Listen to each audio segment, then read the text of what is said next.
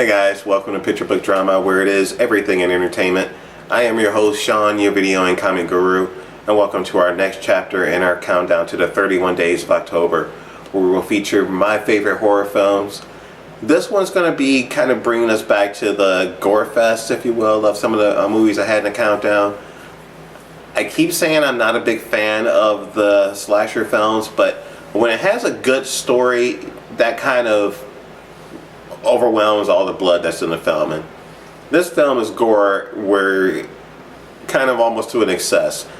This film was actually produced by Quentin Tarantino, came out in 2005, and this movie was directed by Eli Roth. This movie actually really put him right on the map.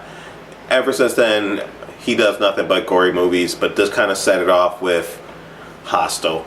This movie was just so damn original. I mean, it basically follows three guys, going to Europe, basically wanting to find a good time, and end up at, of all places, a hostel, and end up basically being tortured to death.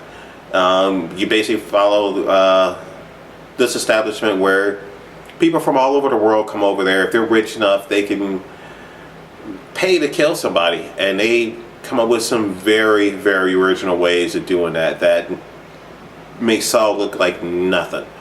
The only person in the film you may even know is Jay Hernandez. He's actually the lead in this film, and he has a great revenge scene at the end of the film that I didn't see it in the theaters, but people who I did talk to saw it in the theaters said people were cheering during this scene because you're just so wound up during the whole film that once you got to the point where you get the revenge, it's almost like a stress reliever. You can just let it all go. But this came out in 2005, and it was a surprise hit that they kind of gunned out the next one that came out in 2007, which is Hostel 2. Now, this was actually still produced by Quentin Tarantino, directed by Eli Roth. Again, the same type of premise.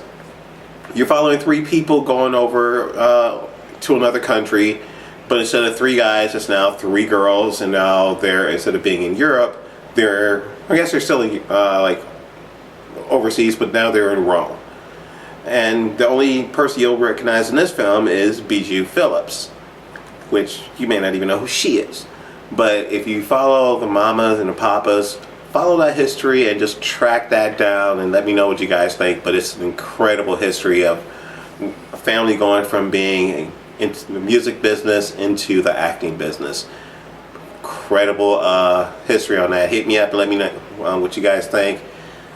This film, again, incredibly gory, probably more gory than it needed to be because it was a sequel. They wanted to top the first film where they really should have focused more on the story.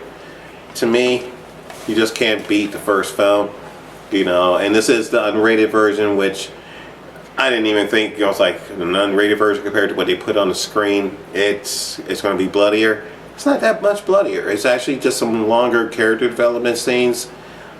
That's all. Nothing really major to it, but let me know what you guys think.